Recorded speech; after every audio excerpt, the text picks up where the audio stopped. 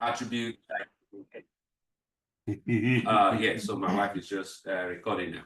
So it's, yeah, by the way, I confused that last week. So it's my fault. Nature are attributes you inherit. So how did you inherit it? So a sperm has 23 chromosomes, egg has 23 chromosomes. When they come together, a normal human being is 46 chromosomes. There are human beings with less or more disability, whatever, trisomy 18, Down syndrome, whatever. But normal human being has 46 chromosomes. And those 46 chromosomes determines a lot about you, your personality. It determines if you're going to be half full or half empty person. It's going to determine a lot about sometimes about self-esteem. It determines a lot of things about you, definitely your physical ability and things like that. So it's a combination of 23 plus 23 chromosomes, determining a lot about you. Those are attributes you inherit. Then nurture are attributes you learn. Attributes you learn. We're going to have a class specifically on the differences in men and women, but I just want to show you this today. So in your nurturing, you are storing information. Nurturing is what attributes you learn from wherever you are raised, your environment. Your environment could be your own family of origin. Your environment could be the church family you grew up in, the community you grew up in. And sometimes people think it's Africa versus America. No, sometimes it is New York and Louisiana. Sometimes it is North Omaha and West Omaha. So it is not always a big thing. Now, in your nurturing, you might not see this very well, but you can ask me to see it later. There are two things here. If you look, I don't know if I put it on this thing here, maybe not. There's something here called the hippocampus. And there's another small one called the amygdala. So in neuroscience, those are the two organs that store information. We also know in neuroscience that you store the most between ages 5 and 11. Ages 5 and 11 is when you store the most. So basically, as a young person growing up, or if you have 5 to 11-year-old in your house, they are storing events in those two organs. In the amygdala, they are storing emotional reaction. When something happens, if mommy wants to raise up the hand, they're storing. If daddy punches mommy, how?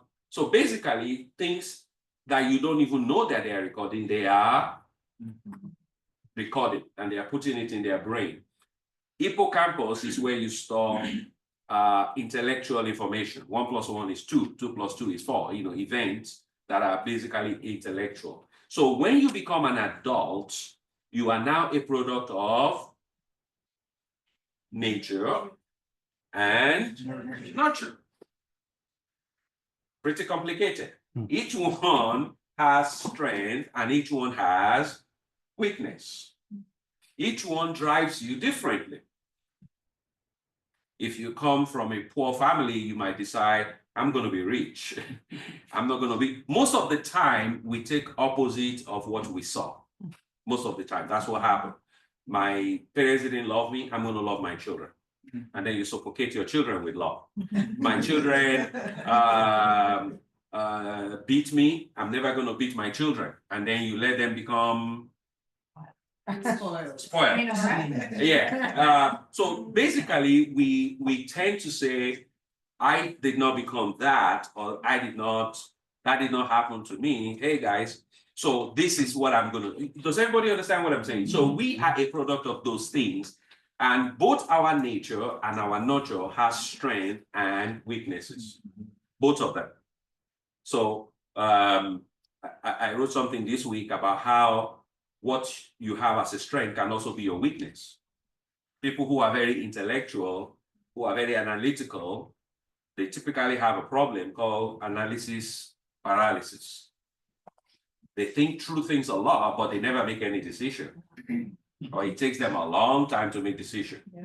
If you are usually an emotional and compassionate person, people are going to take advantage of you a lot because of your nature, of that part of who you are. So basically, what you are, you have to recognize what it is that you are. You have to recognize this is who I am, and what is the plus, or what are the minuses, strengths and weaknesses of those two things, nature and nurture. Is everybody still following that? So that now becomes that is very important that you understand that and you know that. There are analyses many years ago when I was director of marriage ministry for my former church. We used to use Taylor Johnson temperament analysis, where you fill it out and it tells you your personality traits. I'm going to explain that later. Then there's another material called family history analysis. You fill it out and it tells us what you think of marriage based on what you saw growing up. So there are tools out there that can help you determine what are my, there's another one called Focus. Focus was actually developed by the Catholic Church here in Omaha, and it's used worldwide. It basically helps decide which one of what you think of marriage based on your nurturing. So everybody in this room, you are a product of your nature and your nurture. Each one has strength, each one has weakness, and you have brought both to your marriage. You have brought all of it to your marriage. Yes, you have brought all of it to your marriage. So now the deal is figuring out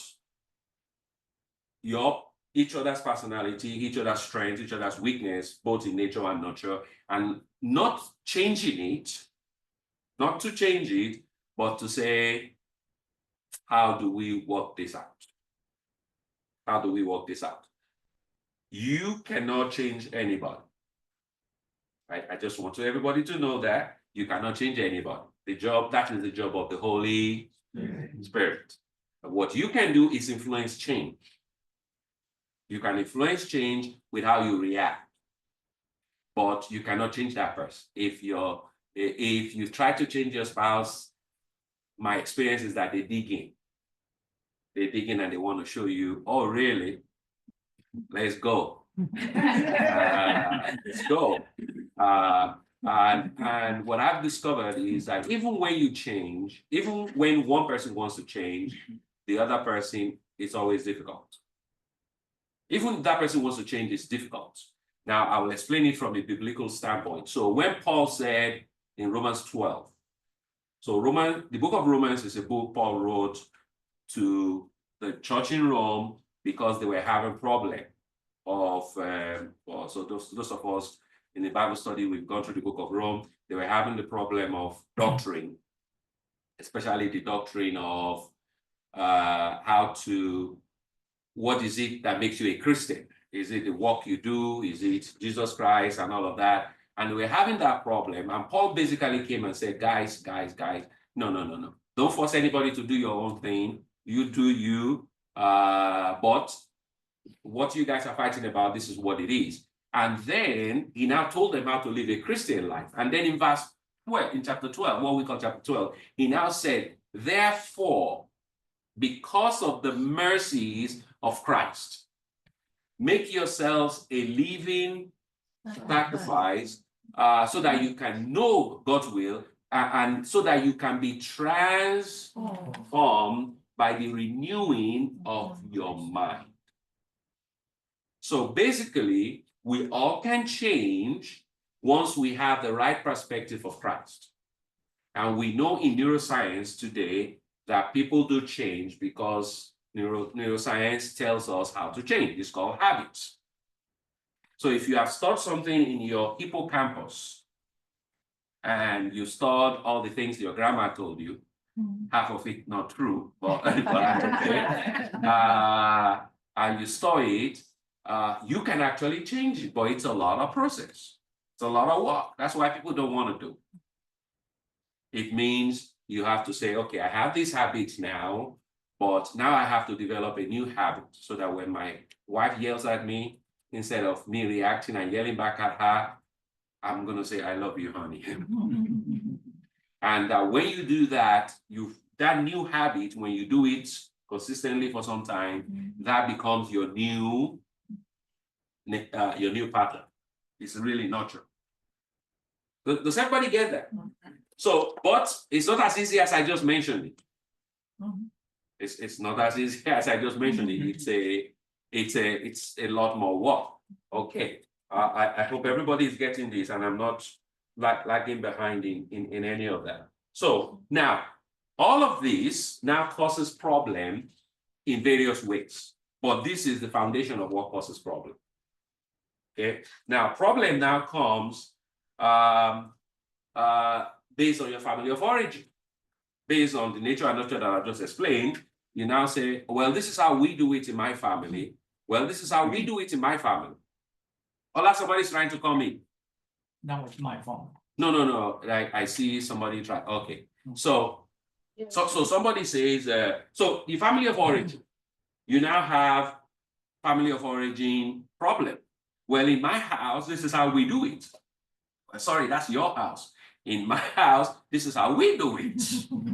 Anybody face that? Where, when I was growing up, we eat this way, or we eat at night, or we eat at 7, and the husband is like, no, this is when we do it. I remember many years ago, I went to speak at a church, and the guy wants to eat a certain type of food. They're Nigerians. He wants to eat solid food at night. And the wife grew up in a place where the grandma told them not to eat heavy food at night. You eat light food so that you can sleep. And what grandma told them is that they're going to have bad dreams if they eat heavy food. So, grown woman, the husband said, this is what I want to eat. And she said, no, you're not eating that because you're going to have bad dreams. And of course, the guy said, no, I've eaten that all my life, and I don't even drink, talk less of the bad dreams.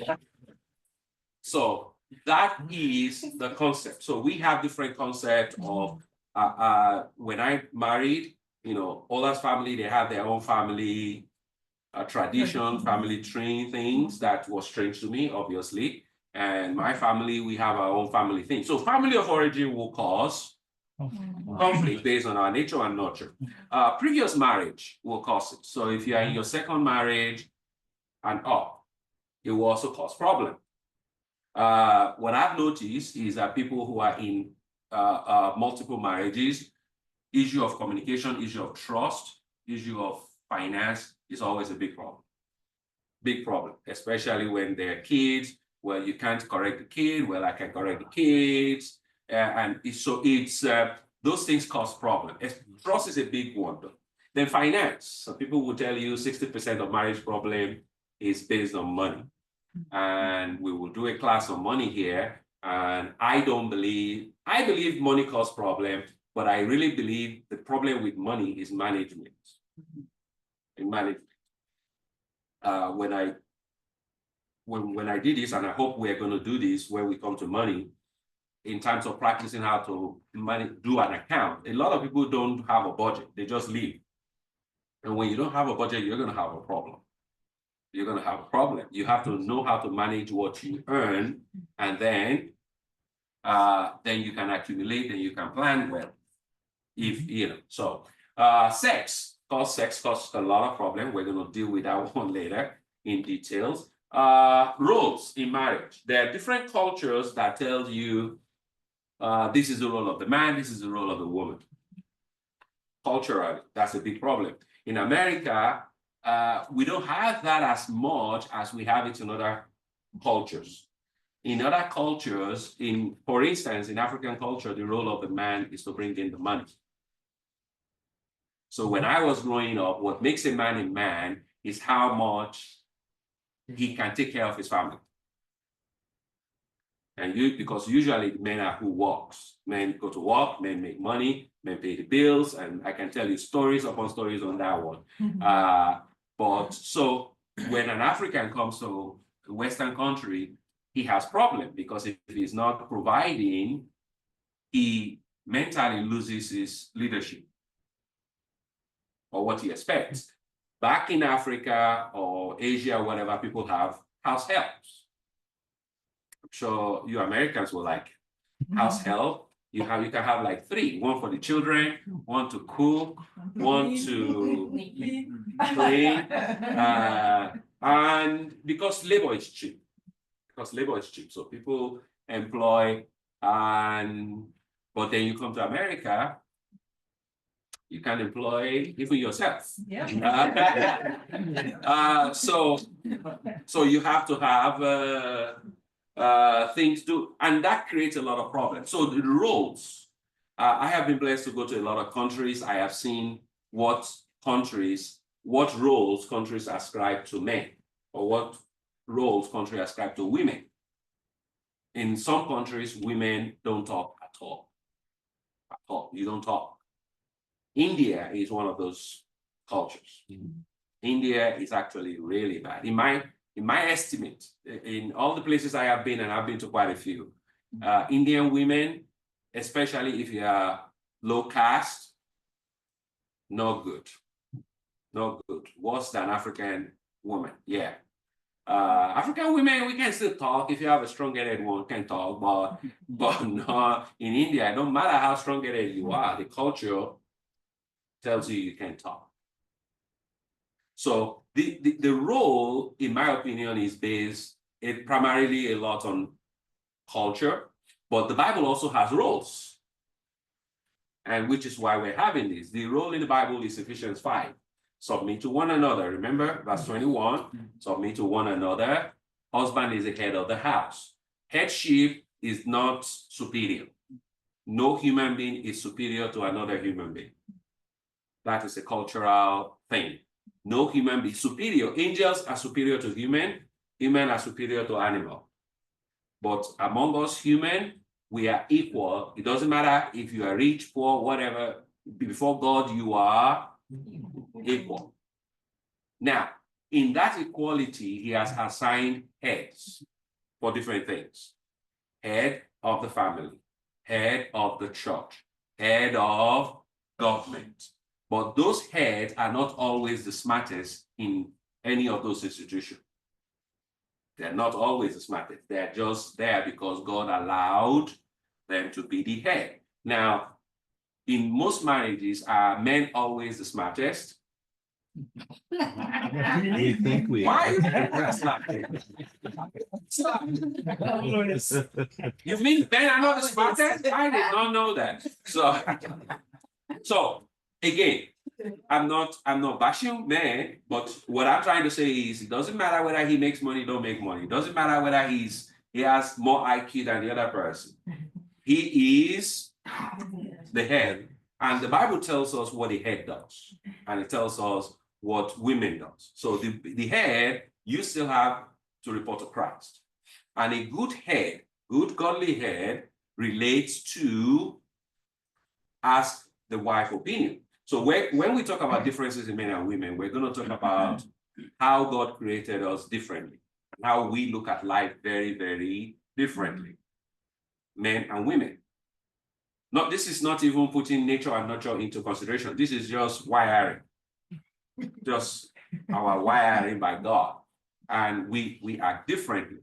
So when you do that, you now see that it makes sense to talk to your spouse, yes, your wife, because of the wiring, because the way she approaches things is different from the way you will approach it, just based on wiring. Yes, we know nature, we're going to approach things differently, but also we're going to approach it from a biological wiring differently. So those are roles, but we need to understand cultural roles, and we need to understand biblical roles. Not in my opinion, I believe very strongly that biblical roles should be what we go for. Culture, okay, I think I just spoken about culture. Anger and forgiveness causes problem. Personality, people with certain personality, which I'm going to talk about soon, are more prone to anger. Everybody is angry, but we display our anger differently based on personality. It doesn't mean that the ones who yell is better than the one who don't yell. I will address that later. So unforgiveness is also a big problem. These are things that causes problem. You know, when you are in marriage, you don't want to forgive, you are angry because of what the person did to you. Stress causes problem. Stress, you're just stressed out. There's so many things happening. You want to go to the bathroom? Okay, yeah. So there's so many things happening and you are just stressed out. You're worried about your job. I was recently talking to somebody there was a lot of firing on their job. You guys can move this backwards so if you feel that works for you. Who was just, and because of that, yeah, you guys, if you want to, and this person was just stressed out, just totally stressed out. He wasn't fired. This person wasn't fired, but lost a lot of friends and things like that. So, and that started to give him stress, just worry. And there are people that are just anxious, just naturally anxious. They worry about certain things. I guess we can talk about that later. So in-laws cause problem. Again, it depends on the family of origin. It depends on the type of family. It depends on culture. I know that for the people with African descent listening to me, in-law in Africa is a little bit different because in Africa, marriage is between two families, and in Western culture, marriage is between two people. I hope you guys understand what I mean by that. So in Africa, when you are getting married, the family will say, hey, now we're family, come together. Oh, let me tell you what happened this weekend. They'll give you, and so one of my sons is married. Some of you, probably many of you know that, and is married to a young lady of German descent. So she's Caucasian, and her sister was going to get married, and got married this last weekend. So I said, when are we getting the invitation? And I was told that we're not getting invitation. I said, your sister is getting married. You are married to my son. And we are not going to get invitation. and they all look at me like I was from Mars. So I said, where I come from, I am now family. Yeah. Anybody getting married in your family? Yeah. It's left to me to say I can't come. You invite me, but you see, it don't happen in a typical. Oh no, we have 20 places. So you're, you know, You're it's kind not of low like on the totem pole. exactly. Yes, I'm low on the totem pole. So, but you see, in Africa, I'm like, Yeah. It's just. I'm like high on the totem pole. Yeah. So, but eventually it turns out that my in-laws, I think the kids talked to them. I don't know how they heard what I said, but they heard and they invited us. So yes, we went there. We went there. And it was fun. I really enjoyed it. But that is the different cultures that I'm talking about. So, and different nature and different things like that. So in-law issue and things like that, depending on personality. Children will cause problem. Those of you who have children, you know they cause problem. Sometimes between you as parents, sometimes if you are not in unity, if you are not together, they will take huge advantage of you. So again, we can talk about that. Children are expert at that. They are expert at knowing that mommy and daddy are not in sync. So they will play you against each other. Not deliberately, but for their own good. So what we used to do with our kid is, if you ask mommy and mommy say no, you cannot ask anybody else. So pick who you're going to go to first. Because once that person says no, that's it. Yeah. So for me, for children, I found Dr. Dobson to be a very good resource. I grew up with a man called Dr. Dobson. I read all his books. I think his books are still relevant. He's written There's a book called Dare to Discipline. There's a book, any book by Dr. Dobson, go and buy. He's a Christian. He's also a PhD clinical child psychologist. So I really recommend it. And then birth order. There's something called birth order. It also causes problem. So birth order is a concept. It's a concept that your position in the family affects how you behave. So firstborns behave certain way because firstborn get a lot of attention. Firstborn speak very quickly.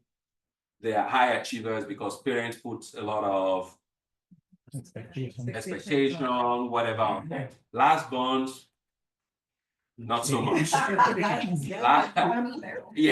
Lastborns are typically comedians. Almost all comedians are lastborn. Yes, because the way they get attention is through that. They get attention, they know everybody say, oh, kuchi, you know, everybody plays with them as if they are whatever. Everybody takes care of them. So they behave differently. And then middle children behave differently. I'm a middle child. We don't feel like we are taken care of or anybody even remember us. So what happens to middle children is that we tend to have our friends outside. And we're very good diplomats. Middle children are good diplomats. They settle fight between yes, they settle fight between the fourth and the last. And good diplomats make friends outside and things like that. So there's a book on that. It's called The Birth Order, but it's a concept in sociology. So communication and lack of it, we're going to do that today. Pride also causes conflict. Again, all of it, unrealistic expectation causes conflict. You know what unrealistic expectation is? When you marry and you go into marriage thinking this person is going to be like this forever. No, nobody is like the same forever. I am not the same person that my wife married. I can promise you that one. I never had white hair when she married me. So different things change. Different things change. Personality change, your perspective of life change, just different things change. And so sometimes, I'm married to a Christian. And so when I get home, he will just carry his Bible all the time. He won't swear. He won't. Don't typically happen that way. As long as you're married to a human being, they have a sin nature.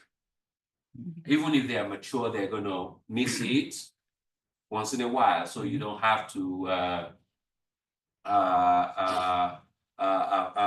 be whatever on them on that. So so if you have the book, you'll see I explained a lot of it there. So that okay, let me share this a little bit. I talked about this also where the Bible talks about submit to one another. Men be the head, love your wife as Christ loved the church. Wife, love your husband, nourish her, cherish her, feed and care. That's what you will find in some of your translation. And women, you are commanded to submit, to let your husband lead. Submission is not a bad word. Submission really means knowing your own opinion or having your own opinion and letting him know. And if a godly husband knows that I'm going to talk to my spouse, get her opinion, I'm going to pray about it, I'm going to say, God, where do you want us to go? And then come home and talk to. Now, for women, if you know your husband is not making the right decision, do you go fighting? If you fight him, you're not going to get anything changed. You just tell him what you think. You go to God and say, God, I don't think that man is making the right decision. If it's you, let it work. If it's not you, let him know it's not going to work. So, obviously, Satan doesn't like your marriage. I hope everybody knows that. The reason is different, by the way. Some think it's because he cannot marry. I don't think it's because he cannot marry. I think Satan doesn't like marriage because he knows that the foundation of what God wants to do is the marriage. It's marriage and family. He knows that.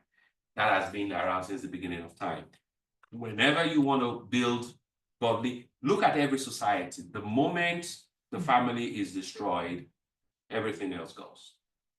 The moment the family is destroyed. So the first thing a civilized society loses is the family. That's it. You lose the family structure, and that's it. Your civilization goes down very fast. And America is a classic example. We're seeing it happen right in front of our eyes. We're seeing the decline of the family, and then we're seeing what comes with that. We're seeing what comes with that. I've spoken to last week or two people I mentor. They are professors in colleges, and both of them are moving one college to another, and both of them told me the same thing. Both, I don't want to mention the universities that they teach in, but both of them complain about the college students today, that college students today are very entitled. They talk back at professors, they insult professors, and the school is not doing anything. So basically, a lot of the professors are getting fed up and going to other places, two of them separately. You know, so that is when morality goes down, when the family institution go down, the society goes down. So that's, I believe that's what the devil does. Now, we're going to come back to communication and this, but I want to go to how personality affects how we conflict. So in psychology, there are 3 personality traits. This is from your nature. Okay. Remember, nature are inherited attributes. You get them from your DNA. And they say that every person is going to have one of 3 personality traits. A personality trait is gotten from DNA. I hope everybody gets this. So it's not, don't blame your mama or your whatever. It depends on the sperm and the egg that come together. That's why you and your siblings are a little bit different, because the combination of the DNA. Okay, some great grandpa you don't even know, you got maybe 10% from that person. So there's the first personality trait is called aggressive personality. Aggressive personality. So aggressive personality people are people who are typically very loud. I read this the first time almost 30 years ago from a book called Marriage Menders. That's where I first came across this concept. Aggressive personality people are very in your face. They are loud. When they want something, they push you. They do whatever they need to do. Aggressive people, most of them talk before they think. They will say what's on their mind instantly, and depending on their nurturing, what they say could be really bad. So aggressive people basically push. Now, if you don't push back, they will keep pushing until they get 100%. And what I've discovered is that people who are married to aggressive women, for instance, they don't like them because of how they are reacting to them. So I will come to that. Passive aggressive people, they are not loud, they are not whatever, but when they are mad at you, they keep quiet, but they sabotage. So they don't explode, they don't yell either, they don't have the aggressive whatever, but once you offend them, they will keep quiet. They will even laugh at you or smile at you. But what they are doing or what they're going to do is in them, and then they will act it. Does somebody understand what I'm saying? Passive aggressiveness is on the spectrum.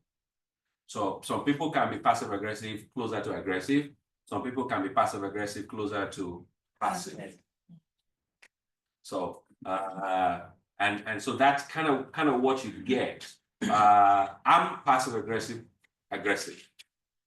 So my initial reaction to you is not when you offend me, it's not to jump at you, yell at you, but it's to look at you and just smile. But I've already decided I'm not talking to you anymore. So I don't want anything to do with you anymore. But I'm still smiling at you, but I've kind of already decided that. And then, so again, passive people are just quiet people. They're quiet, doesn't mean they're good. People interpret quiet to be good, not necessarily. Quiet people keep it in. They don't sabotage, they just keep it in until one day they can't take it anymore and they explode. They explode. And usually what makes them go is not something big. It could be, why did you eat on, I told you not to eat on the carpet anymore. And then what makes them blow up is like, you wonder like, why is that a problem for you? But it's because they've been, taking it in, they smile, they do whatever. So these people are the people like them because they don't have any comment on anything. Honey, what do you think? Don't matter, whatever you like. Honey, what? Whatever you like. But they're not talking. The problem with passive people is once they make up their mind that this is what I'm going to do when they're fed up, it takes a long time, if not impossible, to change their mind. I always joke with people that if an aggressive person say, I'm going to kill you, just go home, eat some fries and go to bed. Just don't worry, just sleep. If passive person say, I'm going to come kill you, make sure you don't go home. Make sure you don't go home. Because passive people, again, passive people don't talk until they have thought about it. Same thing with passive aggressive people. By the time a passive aggressive tells you what they want to do, they have thought about it and they have decided they want to hurt you. Aggressive people, they just say what's on their, it's on the lip, it comes out. It comes out. And they're quick to say, some of them are quick to say, I'm sorry. Some of them are very quick to say, I'm sorry. Passive people don't typically say, I'm sorry. So basically what happened is, whatever combination you have, you now get this. So if two aggressive people marry, aggressive man, aggressive woman, they get fire for fire. So those are the people that the police know their house. See, Mr. and Mrs. Jones, you again. So if you have then if you have passive aggressive woman, aggressive man, you have sabotage, because the woman is going to sabotage the man. Then if you have an aggressive man and a passive woman, you're going to have abuse. So this is when you do the personality Taylor-Johnson, what it does is it shows you all these things on a graph. It will show you through the graph where you're close and where you are apart. So basically, if two passive aggressive people marry, they fight guerrilla warfare. You know what guerrilla warfare is? Honey, I love you too. Don't go to the bank, there's no money, no problem. As soon as they finish talking, both of them beehive to the bank. They basically sabotage. They sabotage each other. Two passive people don't really marry.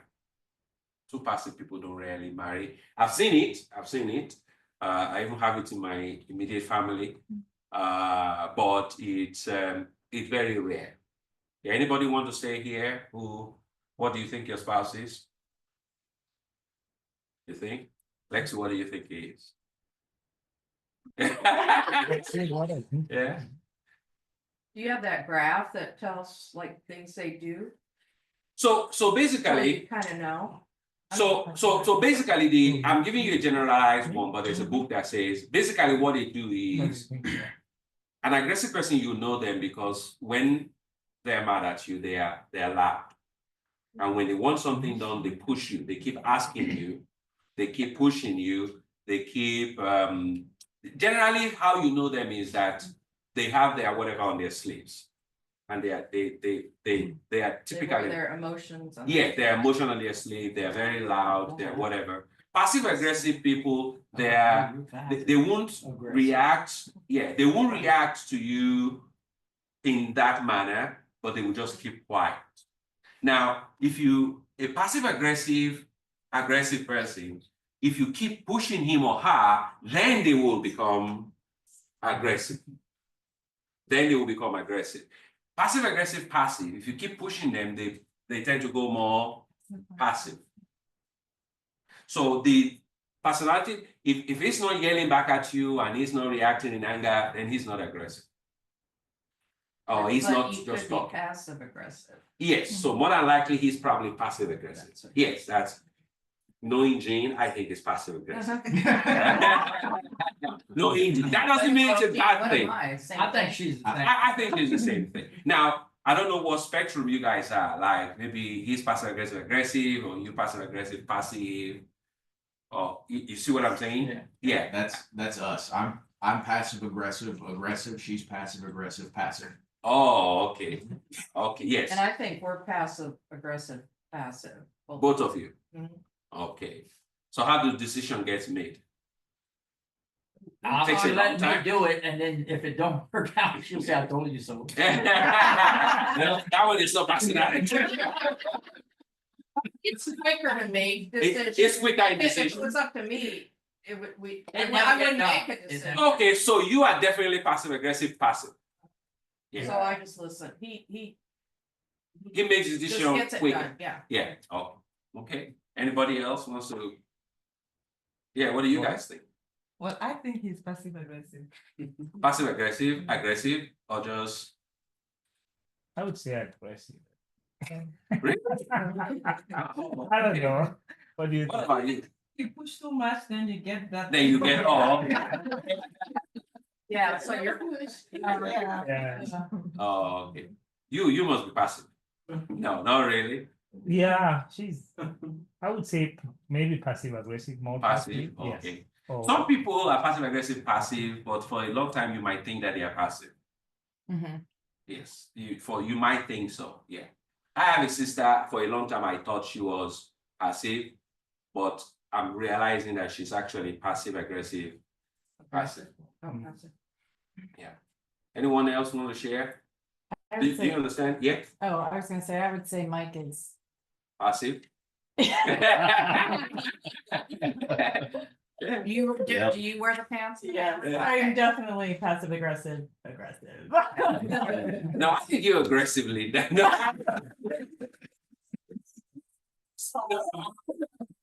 That's it. Your first instinct, your first thought. No, that's not your, no, seriously, that's not your first. You don't come out aggressively as your first reaction. No. Sometimes. So Mike is not saying anything. Mike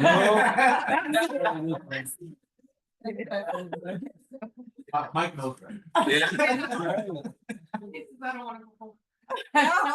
Yeah. So, but basically, what this does is help us know who we're married to, and knowing that we cannot change them. So the thing is, how do I relate to the person?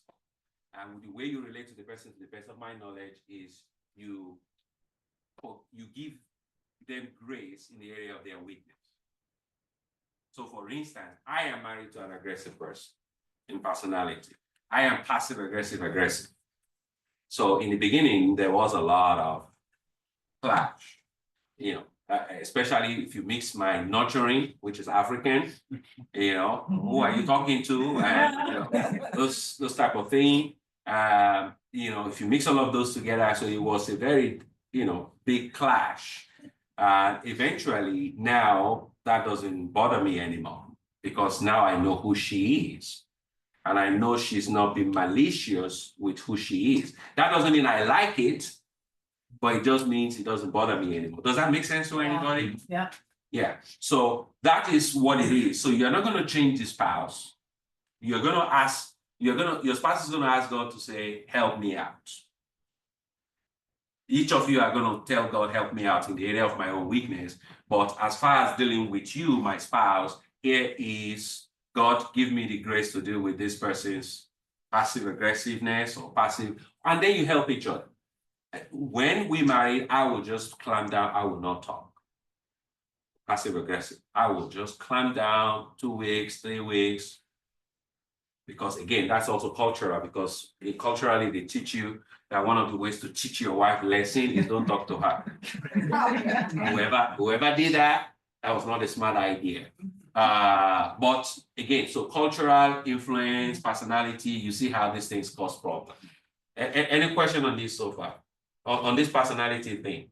So basically what we do, we understand. You know you're not going to change it, but God, I am married to this person. Give me grace. Help this particular area. Now, let me say this. Personality is different from character. To mix character with personality. So if somebody is loud and mean, loud because of personality, is different from somebody who tells lies. Do you see what I'm saying? An habitual liar, that has nothing to do with personality. That's a character flaw. That's a character problem. An habitual, whatever it is. So don't mix character with personality traits. Sometimes people mix personality traits and character together. If you have questions, we can talk about that later. So basically, these things are there. They cause problem. We need to recognize them, and we need to ask God to give us grace to live with each other. One of the best things that can happen to you, we talked about this last week, is the concept of dying to self. I think we talked about it last week, right? Yes. So dying to self is extremely important in this concept of conflict. So conflict will come. Conflict will come. It's not the conflict, it's learning how to resolve the conflict. So let's go into resolving the conflict. So the first thing you want to do, knowing where your conflict comes from now. It comes from my nature or my nurture. It shows up through money. It shows up through my in-laws. It shows up through in all the things that we've talked about. That's where it shows up. But at the foundation, it's my nature, my nurture. So what do I do? How do I resolve conflict, knowing that conflict are inevitable? So what we do is that we decide we're going to talk.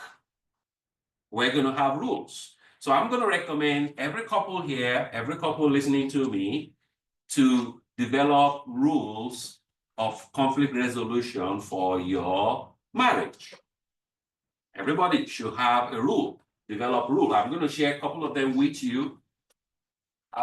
Rules is different from step. Rules are, okay, knowing that we're different, knowing that we're going to have conflict. We need to have rules so that we can resolve that conflict, because that's what it is. So number one rule, agree on a time to talk. Agree on a time to talk. Now that depends on different timing for everybody. So for the Hoffmans or Jean and Linda, Ola and I, our kids are grown. So we can talk at any time,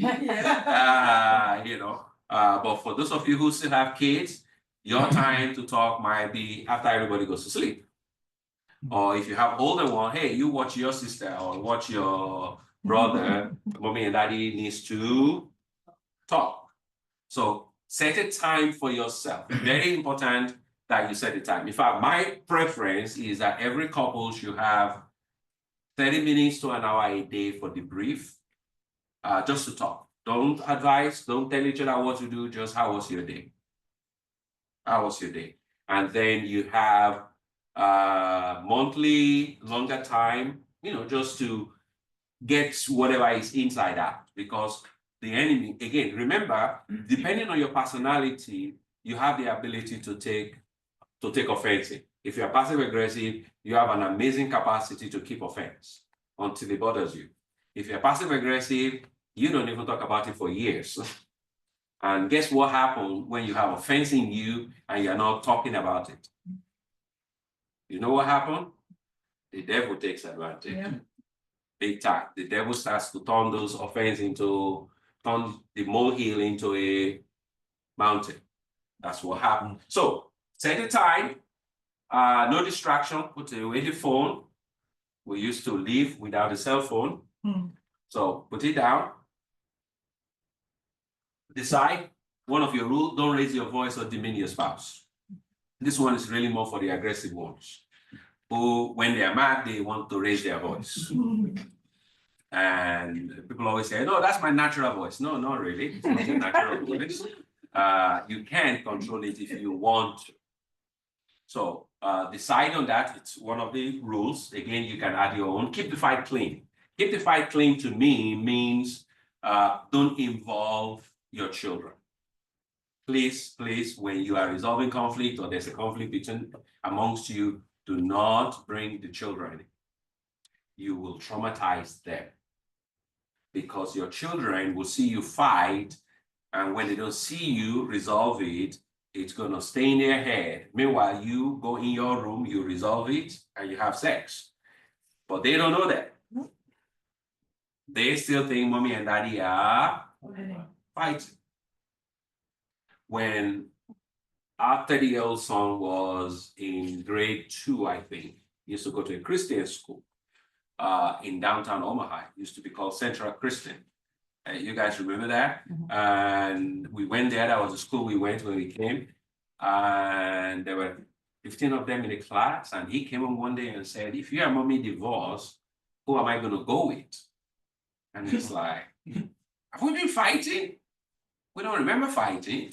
And then we inquired, we went to the school, and we found out that a lot of the kids, Christian school, the parents were divorced.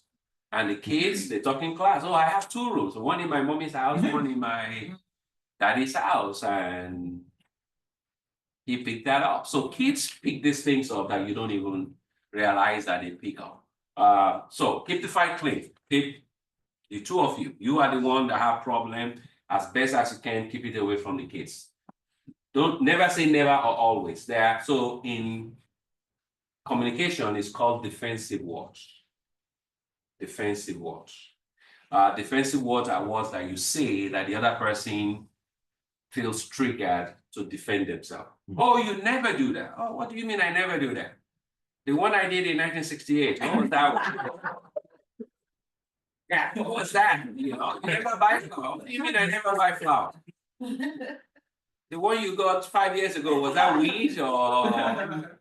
So it's a defensive word. You never do that. You always do that. So they will always tell you to avoid defensive word as much as possible.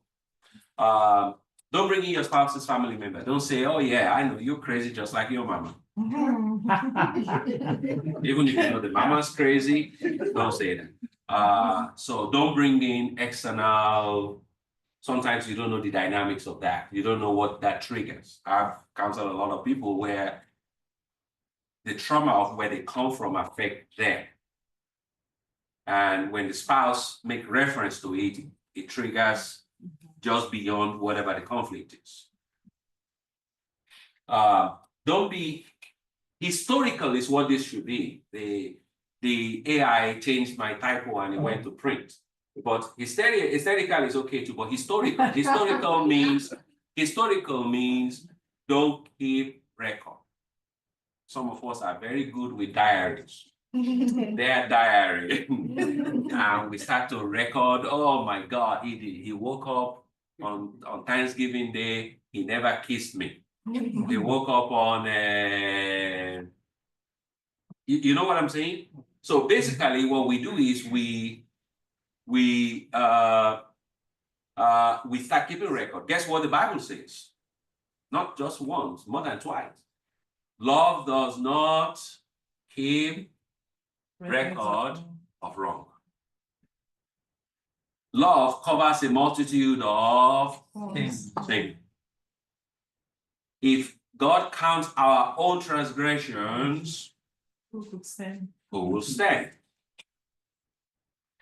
Now, what the question I get asked a lot when I say that is, What about if he's doing or she's still doing the same thing? Then deal with that same thing. But don't reference 1958 or reference 10 years ago or reference whatever. Sometimes when your spouse is dealing with the same problem, then there is something that you need to pray about, or maybe a personality thing or whatever. Okay, my wife is upstairs, she's helping with the Zoom thing, because if she's here, it's going to affect this one. I will have asked her to share here, but I tend to, when I'm mad, I keep quiet and say sabotage. But then I've learned over this number of years not to do that anymore. But I'm not still perfect at it. My instinct is still to go back to quiet and not say anything. But now I've learned that, okay, no, Femi, you're mad. And first of all, accept that you're mad. And then when you accept that you're mad, then call your wife. And then I give myself a rule. If I wake up the next day and it's still bothering me, then I'll talk to her. Then I'll talk to her. I will get it out of my system, because if I don't, the enemy will take advantage. Come to my brain and start telling me, la, la, la, la, la. This is what your wife is going to do if you don't take care of this. And say same thing with her. So those are the things. Hold hands and look into each other's eyes. Now, some people tell me they cannot do that. So if I'm mad at you, I ain't holding your hand. Or if you can, hold hands, look into each other's eyes. If you can. That, again, those are rules. I'm just giving you my own. Add to what's important here is you have rules. Then start talking with each other's endearing quality. This one is very important. When you sit down to talk, start talking about, say something nice about your spouse. You don't know how difficult this is for a lot of people. This is so difficult. A lot of people, so difficult. Just to say something nice, something positive. Tony, I love you. I really appreciate what you did last night. A lot of people, the enemy. Okay, I'll use me as an example again. I remember when I read 5 Love Languages, and one of the times was to say something positive to my wife, and it took me a long time because I couldn't figure out anything positive. Because at that time, the way my head was she is evil. I couldn't see the good. So I had to learn or train my brain. It doesn't mean what I didn't like went away, but I now have to force myself to see the good side and then speak to that and focus on that, especially because I love language words. So for me to use words that are positive, I have to really come up and I have to really search for it because of where I was coming from. So many of us we're at a place in our life where we are so negative that we can't even say something. If somebody caught us in the alley and says, say something nice about your spouse or I kill you, we can't say it. We can't. We like, I don't know, kill me first. Yeah, so yeah, but we should get into it. So start by saying something endearing. Listen attentively and allow your spouse to finish talking. Some of us, especially some people with certain personality, they think they know where you're going. So the goal is to defend themselves. So they talk. They don't even let you finish. Yes. Yeah, and so there's a method, there's something called holding method in therapy. Maybe some of you have seen some people in therapy, and they say hold, whoever is talking is holding something. Not something you can throw, but something, okay, stress ball. I have a couple of stress balls in my office. So you hold it, when you finish talking, you pass it up. When you finish, you give it back to the person. And somebody told me, my wife would never give it back to me. She would never give it back to me. I'm like, okay, the issue is not about who wins. The issue is about resolving it. So let her have it. It's not about who has the last say. It's not about who wins. It's about we're trying to resolve an issue, a conflict. And don't interrupt, use holding method. So these are my recommended rules. Okay, these are my recommended rules. You add your own rules as it works for your marriage, your unit. Very important, because your marriage might have some uniqueness that mine don't have, and you know what your spouse is doing that is getting on your nerves. Include that in your rules. Okay, and then make sure you communicate. Now let's talk about communication, because communication is extremely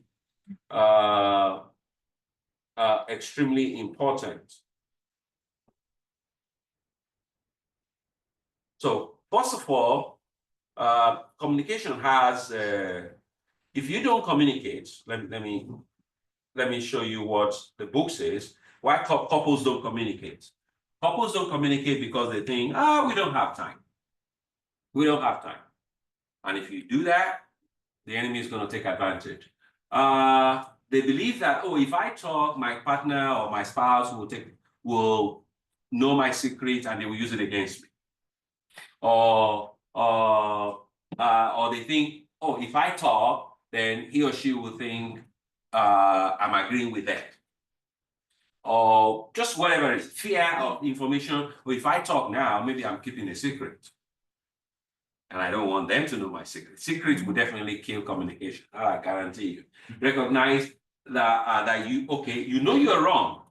Some people don't talk because they know that they are wrong. And if they sit down to talk, they would necessarily have to change. And they don't want to.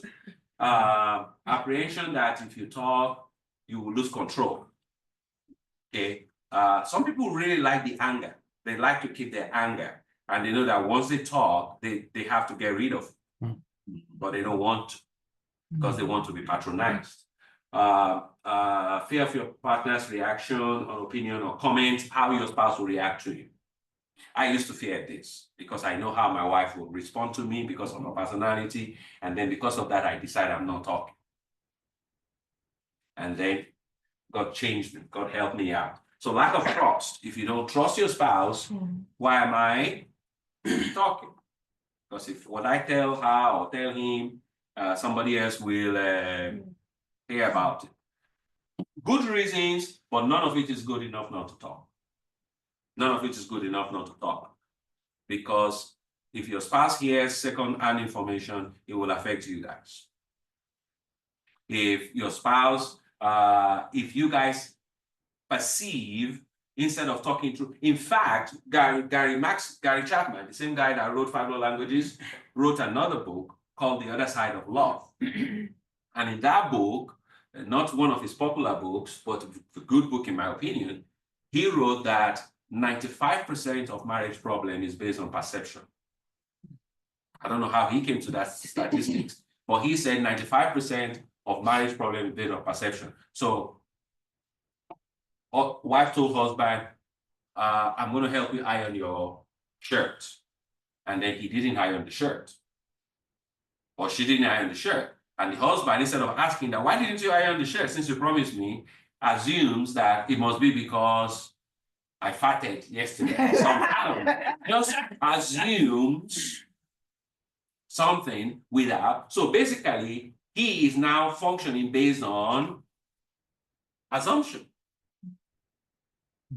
So 90-something% of marriage problem will be solved if we just ask or talk and say, hey, you said you were going to iron my shirt. What happened? You said you were going to come home at 5 p.m. It's 7. What happened? Some people don't like the questions too. They don't like, well, guess what's going to happen? You're going to keep the You're going to keep the perception, and the devil is going to take advantage of the perception, because now you're going to think, oh, girl, that girl that smiles at him at church. And the devil will make sure that that girl's phone is the last one that called. And then he will bolster the perception. My siblings, before my mom died, we were not on good terms. We were not on good terms. In fact, we came to my mom's funeral 11 years ago thinking, this is it. This is it. But we all thought we should fight for unity amongst us because mom really wanted that. So the day we buried her, we actually locked ourselves in the room, in her room. 7 of us. We locked the room and we said, don't, most of us are aggressive. So out of 7 of us, I think 5 are aggressive, super aggressive, and we locked ourselves, nobody's going out.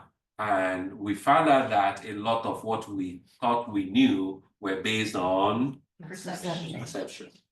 Oh, you said that. Well, I said that because of this. Well, no, that was not the case. This is what happened. Oh, sorry. And we were there from midnight to 6 a.m. Each person saying their own, well, I have something against you because of this. This is what happened. It's not because of that.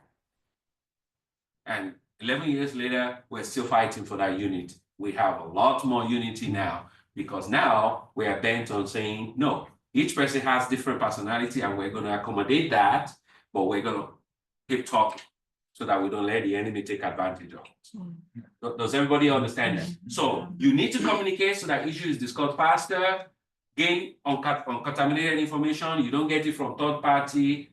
You encourage this disclosure, fear, defensiveness is taken out. So again, these are all in the books. But I want to talk about talking skills. So when you sit down to talk with your spouse, speak for yourself. Speak, this is how I feel. So when your spouse does something that bothers you, human nature, human tendency is to say, you did that to me. Does everybody get what I'm saying? The way you voice it is to tell the person they are crazy because of what they did to you. But when you speak for yourself, what you're saying is, this is how I feel based on what happened. So you are not accusing the person, you are telling the person how you feel when this happened. So it's a mindset change in approaching communication. So when I want to talk to you, I want to speak for me, how I am hurting based on what happened. It might not be your intent, but this is what the consequence is for me. Describe your sensory data. Also try and sometimes, now this happens with women more than men. Women, especially if women are a very emotional woman, she might not be able to express what she's really feeling with words. So sometimes you have to help your spouse get it out. I've been in many situations where the issue that couples came in with was not the real issue because one of them is just not able to articulate what is going on. So it's in helping them to say, okay, tell me more about this, tell me more about that, that you now realize, oh, this is really the problem. This one is just a symptom. But this is really the problem. So sharing how you feel. Use the word I instead of you. Disclose what you want. Sometimes you might tell your spouse, but then, okay, so what do I do with this information? Okay, this is what I want. And then suggest action. Also know that when you're communicating, your communication is more than what you say. This is science. This is the science of communication. So what they say is content is 7%. The word you use is just 7% of what you communicate. The tone you use is 38%. And your body language is 55%. So if you say, I love you to your spouse, I love you is just 7%. The tone you use to say it and your body when you are saying it account for more. So if you are saying, I love you. See, I've just said I love you, but all of you laughed. Why? Don't believe it. because my tone and my body language didn't say the same thing. Okay, so many years ago, many years ago, when flat screen TV just came out, many years ago, it was in our old house, the basement.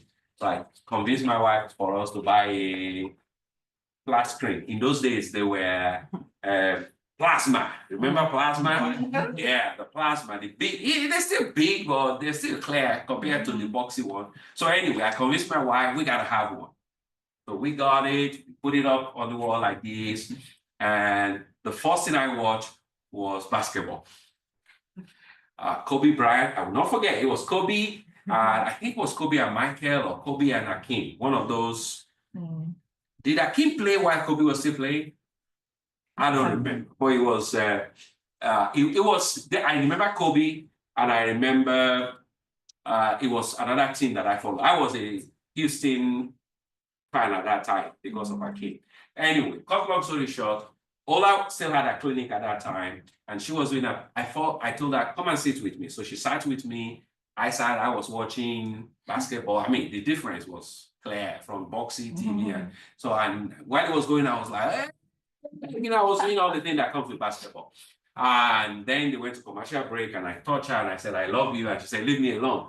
Don't use me for halftime. You said I love you. See, that I love you did not match. The tone and the non-verbal did not match what I said. So let your tone, your non-verbal, and your verbal say the same thing. And if you're Indian, I wish Richard was here so that this joke will go very well. You know, Indians, you know, when they talk, they do body language, and sometimes it's not. But at least you understand that. So content, non-verbal, and tone are extremely important in your communication. So, and then they said there are 5 communication skills. So when you're communicating, there are 5 skills that is very important for you to learn. The first skill is what they call attend. Attend means you are there, spirit, soul, and body. We men, we are gifted by God. We can be present physically and not be present in any other way. We just be there. And then you say, what did I say? And we're like, what do you mean? What did you say? Because we did not attend. We are there, but we did not attend. All the men know what I'm talking about? Okay, so we do it too. You know, it happens in my house every day. My wife will be talking to me and she will say, what did I say? And I'm like, I wasn't listening. You know, but that's not what I was listening to, something. And, you know, when we get to differences in men and women, we'll talk about that, because the way God wired us, we can only do one thing at a time. We'll get to that in week 4. So, but when we're talking, make sure you're there, spirit, soul, and body, not just body. So that's number 1. Number 2, acknowledge.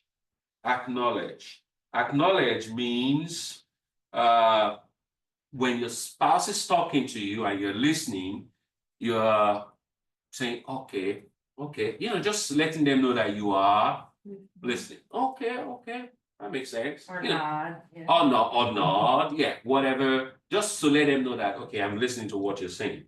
Number 3, you invite. Okay, tell me more about this one. I did not understand this one. Can you repeat that? Can you, ask inviting questions? Number 4, I believe this is very critical. For me, I found it to be more critical. Summarize. So once your spouse finished talking and they've handed over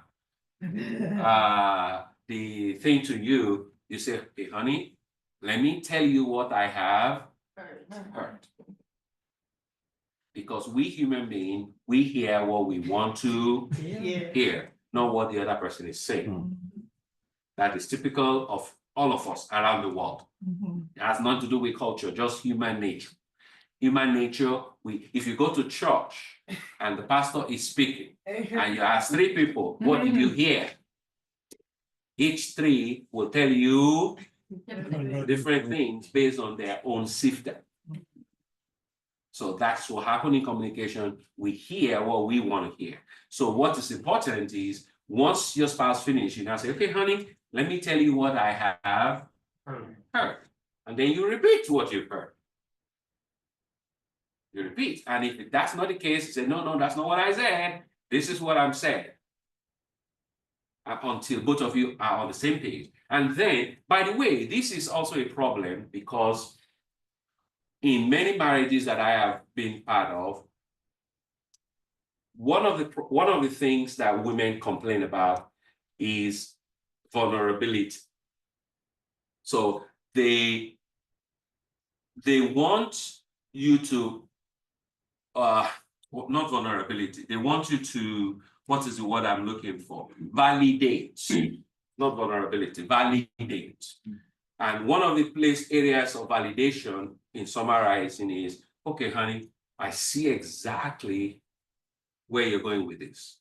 I see how this makes sense to you. I totally understand this process. I just don't agree with it.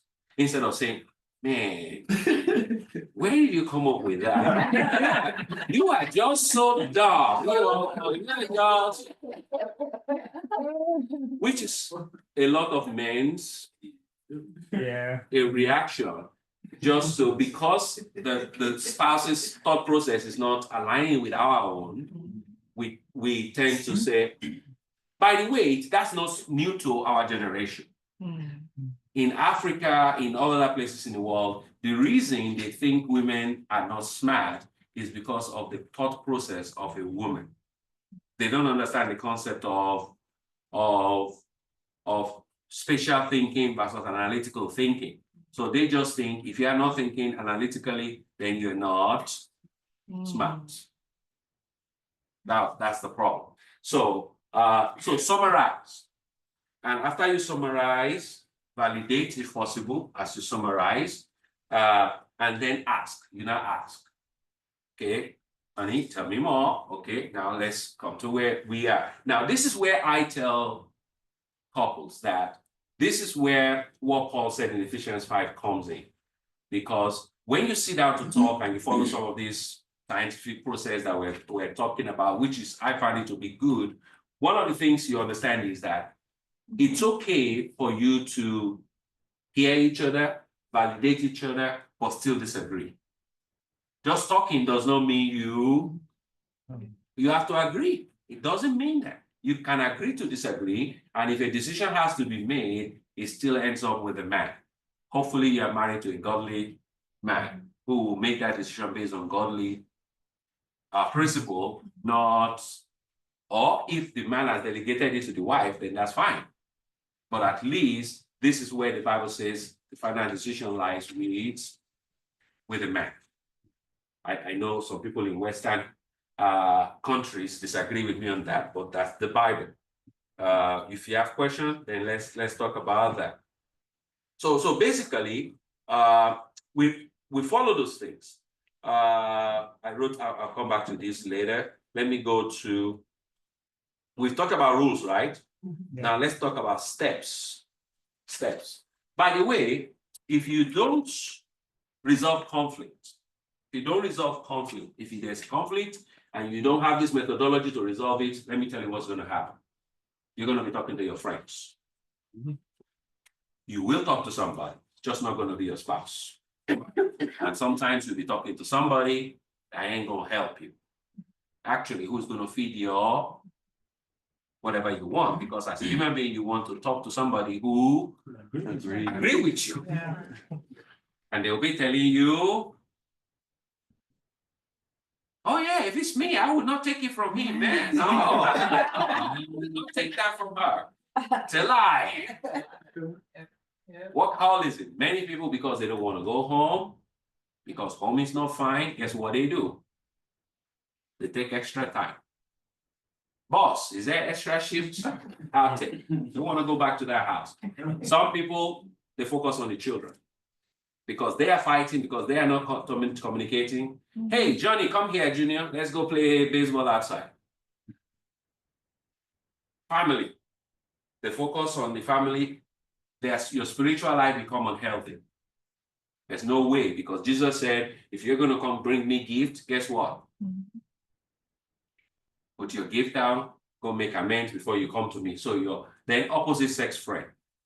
This is where the devil has a field day, because the devil know you are not talking to your spouse, you are not having good time at home. So guess what happened to that person on your job? Opposite sex. 60% of adultery happen in the office. In case you don't know. 60% of adultery happen in the office, because you are not talking at home, and that man who is not talking to his wife at home is talking to you. And then you have lunch together, you have whatever together. Before you know it, your emotion is attached to this person. So when you're not talking at home, run from the opposite sex. Food. Some people, when they're mad, guess what they go to? Food. Some people, alcohol. Some people, shopping. Some people, they just, in their anger, they want to clean the house. They're asking, so those are things that they found that happen. Okay, so now let's go to steps of conflict resolution. Steps. So we're talking about rules. Yeah, you like the cleaning house thing. So steps. I mean rules. Add to your own rules what I just shared with you. But steps is, these are the steps you follow when there is something on the ground. Usually when I meet with couples, I always have them go through this while I watch, while I look at them, and I just observe, and I say, okay, do this way, do this that way. So the first step is set a time. Okay. Number 2, identify the conflict. So what do I mean by this? Many times couples focus on each other, not on the issue, not the problem. So instead of saying, okay, let's use sex. Your wife don't want to have sex. And instead of saying to your spouse, hey, Jesus said your body is my body. So bring my body. Find out the why. Find out why is she not interested in sex. If your husband don't want to come home, if he's taking over every overtime that is available, or he just doesn't want to come home, the issue is not, oh, your mates are home by 6. That's not the issue. Is why doesn't he want to come? Does everybody understand what I'm saying? So you go to the root of why is this person behaving? What is the root of this person behaving the way they are behaving? It's many years ago, I used to teach this at my old church. I actually taught it for 18 years straight. And in one of the classes, I don't remember what year, there was a couple, and this couple, they had filed bankruptcy twice. And it was the wife was the cause. The wife she shops a lot. She just shops a lot.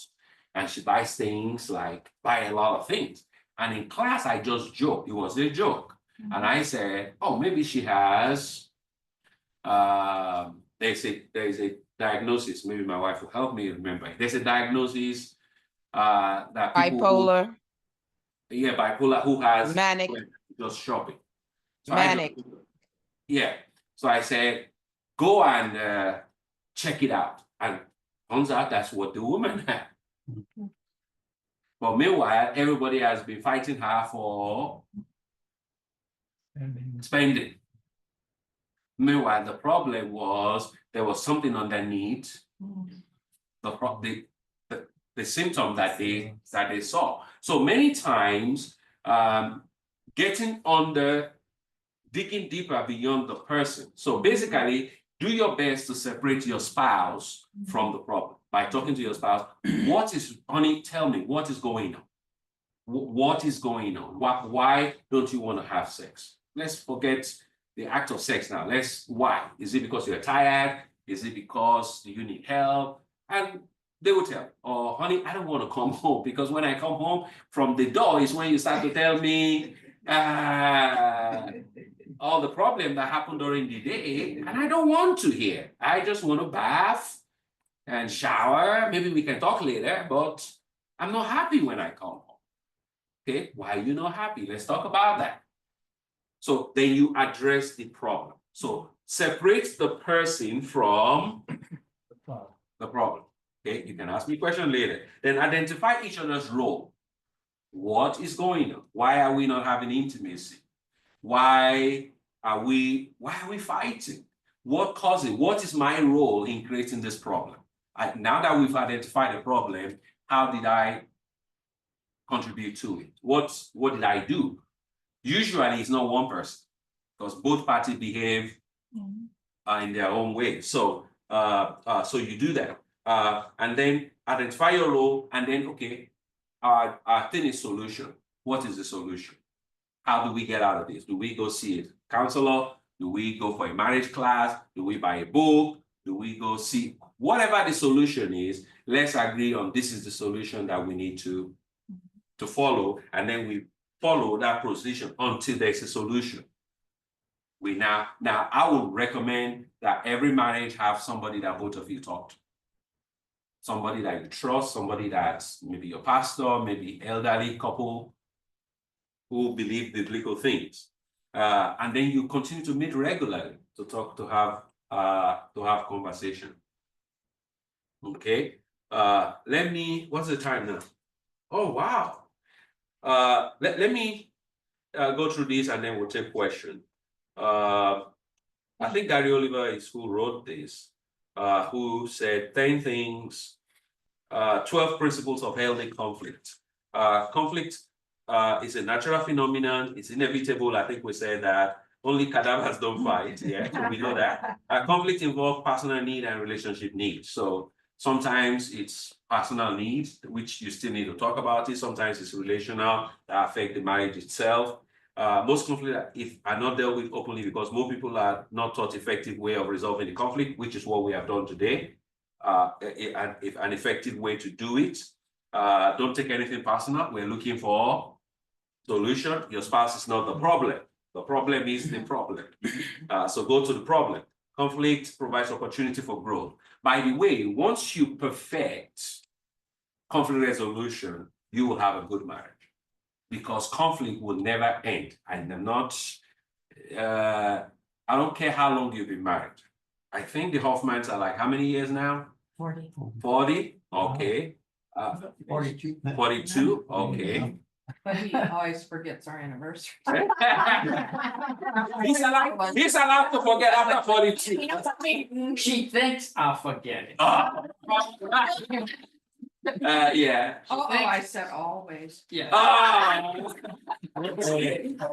See, don't use always anymore. That's a good one. Nancy. So, but he doesn't forget. Exactly. Yeah. Did we both forget it this year? Yeah. So it's very important that you give each other grace. Conflict is always going to be there. You see, they just display some conflict. But the issue is that they've learned how to resolve it. That's the issue. Learning to resolve it. Then unresolved conflict causes problems.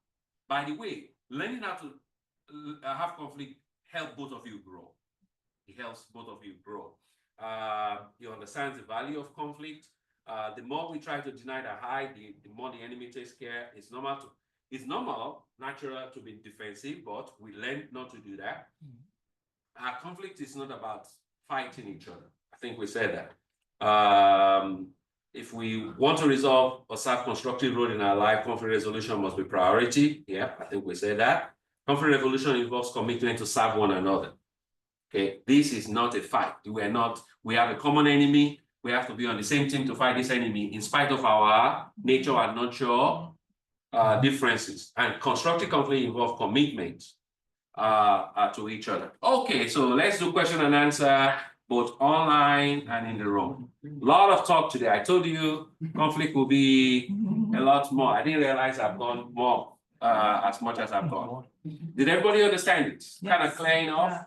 Oh. We made a mistake, it's 43 years. Oh.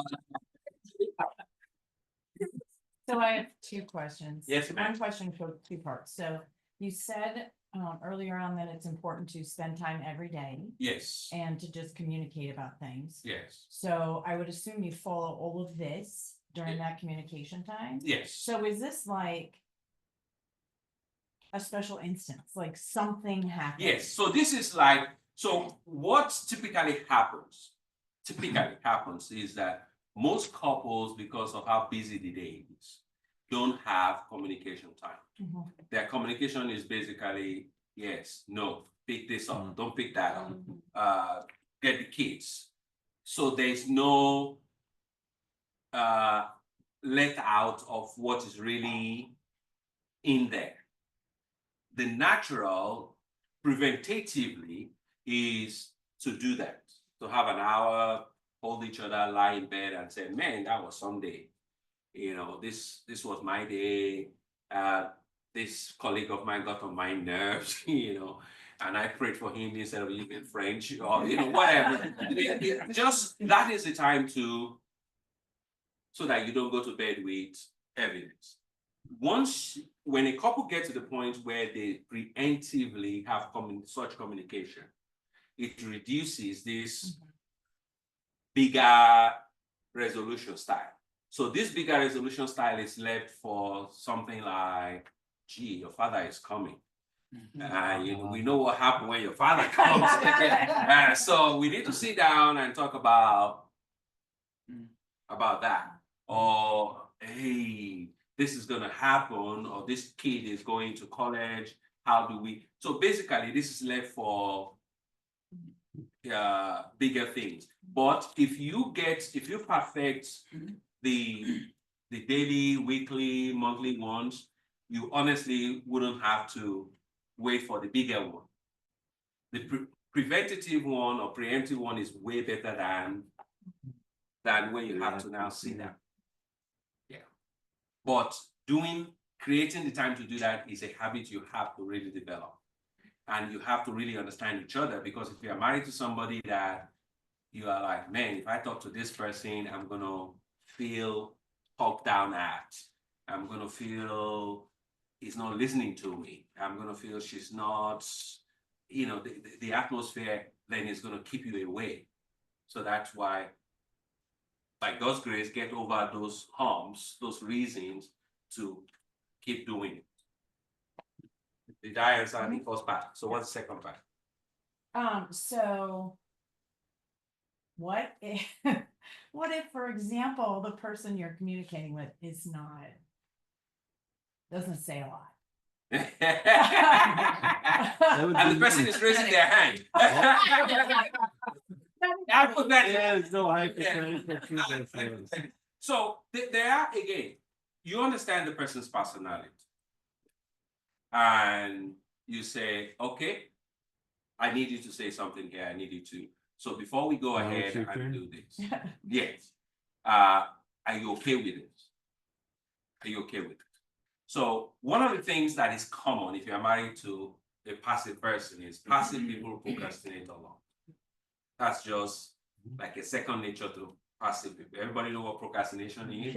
Yes, they will do it tomorrow. Tomorrow can be next year if you don't have deadline. So what you do is, when you're married to such a person, is, honey, are you going to do this? If you're not going to do it, is it okay for me to call the plumber to come do it? Or basically let them set the deadline, so that if they don't do it, then you will step up and do it. Now, for some people, if they keep doing it, they get mad. That, gee, why are you not, you're the man, or you're the whatever. And what I say is, since you've known this person for who they are, and you cannot change them, why get mad? Yeah. Does that make sense? Yeah. Just like the person knows you and they've not. Now, it's a different story if you do it and the person agreed with you and now is complaining. That's a different story. I've dealt with situations where the husband is passive, the husband is actually passive, the wife is aggressive. And the man will say yes, because she is coming forcefully and she's coming, yeah, I want this, and she wakes up, I want it. She wakes up in the afternoon, I want it, and the man out of whatever says, okay, but he hates it. So he has now developed this attitude that I am married to Jezebel because she pushes me to get whatever.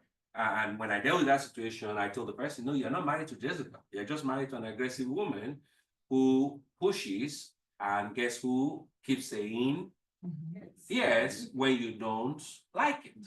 So repeat after me, no. You say Yeah. no. Okay, an aggressive person, they actually like it. They like you to say, they don't see, we passive aggressive people don't like no, but they don't mind no, because they know that no is only for now. I'm coming back in 5 minutes. I'm coming back in 5 minutes, and then it's okay to say no in 5 minutes too. They're okay with that. So that is, so typically, you know the other person, you know their strength, you know their weakness, and you accommodate. So when we get to maintaining marriage, we're going to talk about vision. One of the things with vision, setting, I believe the man should set the vision for the family. And I believe every family should have vision. Short-term vision, medium-term, long-term, and we'll talk about that then. But I also believe that if you're married to a man with certain personality and probably not raised in that context, they won't do that. So is it okay for the wife to be the one sharing the vision? I don't think anything is wrong with it if that's the dynamic of the family, as long as you are doing it with that spouse. Yeah. So some men are good at leading, instigating things, but some are just not. But it doesn't mean that if the wife is the one leading and instigating, doesn't mean that she should not bring that spouse along because of their personality. So I hope that's that's my okay. I see somebody has something online. There's a question online, and the question is, what happens if we have two different personality traits? And the way this person is describing it is, the person describes themselves as risk averse, and their spouse as a risk taker. So I was trying to get the person to put it more from the standpoint of the personality traits that you discussed today, but and so being risk averse or risk in terms of your level of risk is not a personality trait. It's a nurturing thing, or maybe even nature thing. So in the sense that, but not personality traits. So some people, the way they are brought up, they are brought up in an environment of risk taking. You know, if you're born in a family where your daddy is a business person or a farmer, and he has to take risks planting. We were in Michigan this weekend, and we're talking about planting season. And the person we visited is a farmer, and he said, "Oh yeah, we had frost. We had to replant this year. That we've planted early, and now we had to, because they died, we had to replant." So that is, you see risk on a daily basis. And sometimes you are brought up in another home where your father just gets salary, there's no risk, there's no nothing, then you are comfortable with that.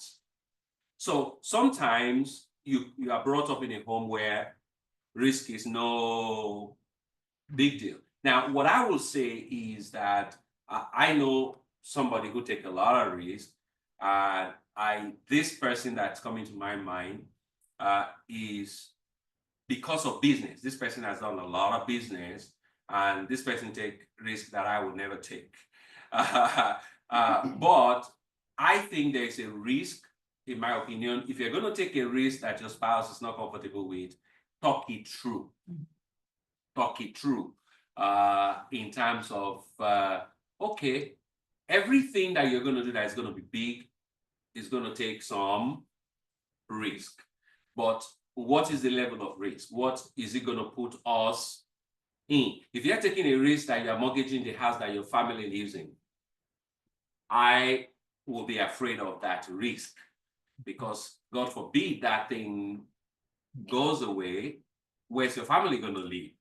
But if it's a risk of, oh, we have this money, let's invest it. Even if we lose it, we don't want to lose it, but if we lose it, it will set us back 10%, 20%, whatever percent, but that's a calculated risk. So what I would recommend is talk it through with your spouse. So are you saying maybe a predetermined line after which, if that line's gonna be crossed, you know, either dollar amount or whatever Yeah, I thing, think that's then something it's you something talk that will through. be Yes. discussed? That will be Yes, discussed. that is something Okay. you talk through based on your circumstances, based on your. We have taken risks before. My wife and I have taken risks, so it's not like we have not. You know, all us had our own clinic. We took the risk of opening a clinic, and we ran it for 9 years. And when it was time to pack the clinic up, we knew the risk, and we were able to absorb whatever it was to the family account. So it's not like we have not taken the risk either. We have. So yeah. So talk about it, be clear about it. And when we were doing that risk of starting the business, we talked about that.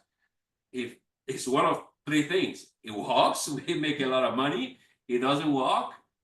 And if it doesn't work, whatever it is, we can roll it into, it's something that we can accommodate in the family budget. Or even me doing ministry is a risk that I took, moving from corporates to go do full-time ministry.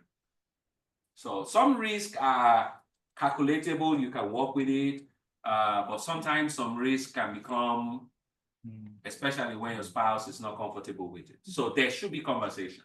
Yes. Thank you. Any other question in here? Yes. Yes, sir.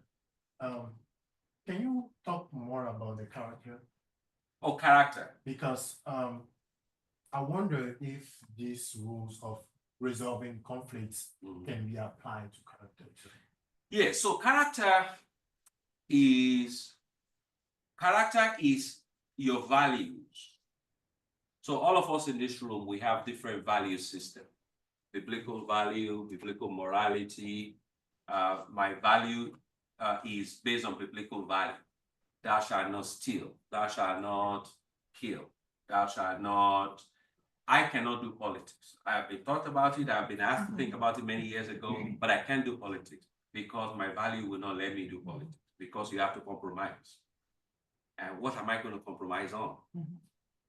The Bible is very clear. So how am I going to compromise on biblical principle as a politician? So your value, now what comes out as your value is your character. So when people are able to say, wow, Gene is a good person because of the character that you are producing out of your values. Do you understand? Eventually, your character is what people call your, what is that word? When people say, oh, that guy is a good guy. Your reputation. So your character is what you exude. Reputation is what people see. And over time, if you maintain a good character, then it becomes, you are called a person of integrity. So if Femi says, I'm coming home at 5, and Femi for 35 years have come home at 5, that is a person of character. If Femi does not lie, or Femi does not steal, or Femi maintains certain value system, that is character. If Femi says, I'm going to be there, or I promise you, or you tell your children, you know what, I'm gonna be at your soccer game. So there's a young family that are close to my wife. and I. But before you go on though, character could be good or bad. So, Yeah. you know, yeah, because every example you've given is It's good. good. Yeah, So I well, just wanted to yeah. point that out. Values could be good or bad. So your values, so your character comes from your values. But if you have the value system that it's okay to compromise, that's what your character is going to show, and you're not going to be somebody who people can rely on because you will go with the highest bidder. That's the politicians for you.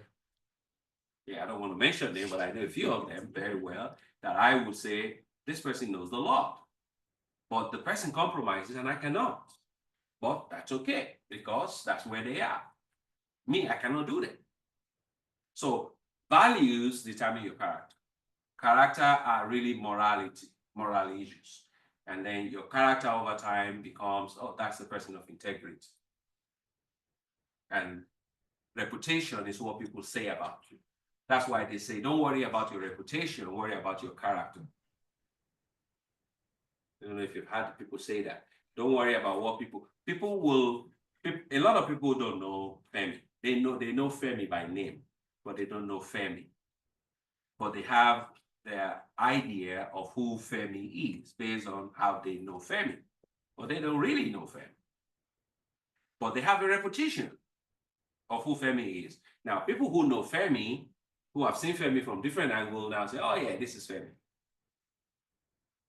I don't know if that makes sense. So don't worry about reputation, worry about character. Character are the values that you are exuding, whether it is to your children, to your spouse, to whoever you're sharing your character to, based on the values of that you are following. Does that make sense? Yeah. Confused? No, that's okay. Which part of it confuses you? So No, now I was talking about the fact that, for instance, like your wife said, like sometimes you might have something that you don't like. Yes. Like a character that, Like stealing or lying. something like that. For Okay. instance. And it might cause a problem. Yes. For your relationship or your marriage. Yes. Are we gonna still use the same style of resolving the problem? Yes, but this time around, so if somebody has a kleptomanic problem, which is some character, some personality, some maybe chemical issue, so understand that beyond just nature and nurture that we're talking about, actually as part of nature, there could be chemical issue. So sometimes people might have depression, but depression might be caused by mood, or it can be caused by chemical imbalance. So if it is caused by chemical imbalance, then go take what's that medicine? Go take that medication. But if it is caused by mood swing, maybe therapy. So that is the difference. So if somebody is lying, just kind of habitual lie. By the way, many pastors are liars. They exaggerate, they do so many things. Then you have to recognize it and you have to say, I don't have to say 10 instead of 2. 2 is good enough. Why am I saying 10 to look nice? So you start to let the Holy Spirit work on you. Yeah, but it's still causing problem for you, for your marriage. Because then you are presenting yourself like what you are not, or things like that. So, makes sense now. Yeah. Okay. I just wanted to say that what I think as something to point out is the fact that in the case where there's a negative character, right, trait that's going on, it will necessarily get in between the ability, right, to be able to have discussions as a husband and wife, and the trust issues come about. So one of the things that probably need to be worked on is gaining that trust by working on correcting or rehabilitating that character flaw to the point that the other spouse or the spouse takes baby steps, is able to take baby steps and then start to trust that person again. Like what you had said, coming back at 5, or what did you take? I'm going to use this money to go buy this, or I'm going, fill in the blank. So there's a certain trust that has to be between the couple that allows those conversations to take place and to work. So character problem will always create trust problem because you can't trust your spouse. Because if they tell you yellow, you are wondering if it is green. Or, for example, if we try to follow the steps to talk, and maybe you have a partner who insults a lot, for Yes, example, or when exactly. they lose it, they become aggressive. Yes, Sometimes you can be aggressive but still control what you say. exactly. But if you don't, then that's it. Actually, what Melom just said, I see a lot. Okay, because I talk to a lot of people. Some people, because of their nurturing, they are not very encouraging.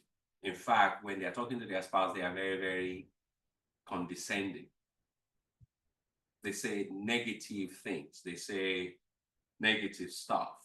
And that could be really, really bad. That's a character trait that is bad. Going back to what you say. And in such a situation, what can you do? You cannot change that person. You have to keep talking. Please don't talk to me that way. Please don't. When you are condescending or what you want, I'm Yoruba by tribe in Africa, and there's a particular there's a particular sub-Yoruba group in Yoruba, among Yoruba people in Nigeria, that actually 2 of them, they curse a lot. They curse as a matter of just talking. Like if they're talking to their children, they are cursing. Yeah, you crazy girl, wake up. It's time you've been sleeping all day. And that is their natural way of talking. So if you marry somebody from that tribe who wakes you up every morning and say, coconut head, wake up, you're not gonna like it. Or if you come to you marry somebody who in their family of origin, they say condescending things, you're not gonna like it. So of course you follow some of the procedure to say, I don't like this. But at the end of the day, in my opinion, the person that can change a character flaw, including even some of these, is the Holy Spirit. But if you're married to a believer, a Christian, you can at least poke into if somebody comes to me, if any of you here comes to me and say, Femi, I didn't like that. We all have character flaw, I'm sure I have. And I'm saying, okay, I'm gonna work on that. I'm gonna work on that. I don't call people as soon as I should call people. Today, my mind was telling me, call this person, because he calls you all the time. Call him, and I still didn't call him. So now after this, I'm gonna call him. Hopefully. Yeah, hopefully. Toby got me. Okay. Yeah. So I have 2 questions. First, the character thing that we're talking about. So she mentioned your spouse said that sometimes, like when the person recognizes the character and take baby steps to change that. So sometimes while the person is taking baby steps, and you say so, it's good to marry a believer because no matter what, they have that influence of God, and they want to change for God. They want to change, right? Now the person taking baby steps. So how sometimes the other person might not have doesn't know when, like maybe during the baby steps, they think it's still the character is still happening, and they're not allowing enough time, or maybe they think, or maybe you should have changed already. Yeah, right. You should change already. And maybe they change, but they are still, because maybe the trust issues already happened, so they don't know if it's already done or they are still working on it, so they don't know where they are. Yeah, that is why communication has to keep happening. And that's why sometimes you need one-on-one counseling. So everything you said, Toby, is very possible, or it's always happening where somebody decide, you know what? I need help. I need change. This is not just for my wife or for my husband. Me and God, I need to be, because without Psalm 24, who may ascend to the throne room of grace except he who is pure in heart and has a holy hand. I want to be in God's presence, and I don't want to go into God's presence with little foxes. That's what the Bible calls it. All this secret character nonsense that you have that you are hiding. So just because of God, I don't want any little foxes in my life. I don't want to lie. I don't want to exaggerate. I just want me and God. My wife will be a beneficiary, but me and God. Now, as that person is changing, they're not going to change overnight. That's just human nature. But while that person is changing, it's okay to encourage them. Like, okay, I see you're making effort, honey. I see you're making effort. I just want to let you know that. And that's one of the things I tell people. Once you see your spouse is trying, when they are trying, encourage them. Encourage them and say, good job. And my experience is that most times we take 3 steps forward and then 1 backward. 1 backward does not mean you yell at them and tell them they're crazy. So, come on, honey, you can do it. You can do it. And then they take another 3 steps, but eventually they get to the place what the Bible calls a place of perfection. Really, the word is maturity, where they are matured with God, that those things irritates them. Not for any other person. See, the thing with character flaws, different from personality flaws, is that, or traits, is that with character, it's really more between you and God. It's really, for me, at least that's the way I see it. I see my wife is a beneficiary of my character based on my values. But more importantly, it's really me and God, because I know that I serve a God that I worship in spirit and in truth and in holiness. And I believe that the effective, fervent prayer of the righteous is what avails much. It's not how long you pray. It's not how loud you pray. It's not any of these things that we do in the name of works. It is really your presence, your relationship with God that gets a lot more than all the noise making and jumping. You guys know what I'm talking about. So, you have another one, Toby? Yeah, Okay. the second one is just when you were talking earlier about I don't know if it's behavior or something, but you said when you know the person, why you keep getting mad at the situation. Yes. Because sometimes you might realize maybe the person is not doing effort, or maybe it's your perception too, you don't know, but like you feel like you are trying to not getting mad on the same thing. Yes. But it's like, isn't you are seeing that the person is not making effort, even though they say they want to change, but they are not making the effort. This is difficult because we are now talking about human nature thing. But the way I see it, not necessarily scripture, is that once you decided, the concept of loving somebody unconditionally is you want them to change whatever it is that they have. But once you get to the concept of loving them unconditionally, it's now you, with God helping you with whatever crap they bring. I don't know if that's making sense. It will help you if they change. But even if they don't change, God help me, give me the grace on how to react. I know that's difficult, but that is really the concept from a biblical standpoint. Now, when you change, what happened is that if you are married to a believer and when you change, and what I mean by change is your reaction to what that person does is no longer what it used to be. Most of the time, that person now change. So when your reaction changes, the person changes. It's not a formula, but it's what I see happen. Femi, I just wanted to point out that it's after 8, so What's that? it's after 8. Oh, it's after 8? Yes, I just want to point it out so that maybe you Oh, can dismiss. sorry, I told you maybe- today was gonna be. Maybe one you more can that's gonna be dismiss long. and then whoever Oh, wants to stay or And I has don't want to questions can hold stay. everybody too long. But everybody, any other question? Maybe a quick question about secrets. Yes, bad secrets. Yeah. I actually had a harsh discussion with some of my friends, and I was surprised to know that for them, it's okay to keep stuff from their wife. If no matter how you trust your wife or I would say your wife, you still need to have something behind hidden that she doesn't know. It's like a kind of what give them the fact that they are the one who the power or something Yeah. like that. So according to the Bible, that one is cultural, by the way, culture. So in my culture, in Yoruba culture, the Yoruba culture say the reason God did not give women Adam's apple is because they cannot keep secrets. True story. We have a proverb like that because they cannot keep secrets. Of course, that is not true.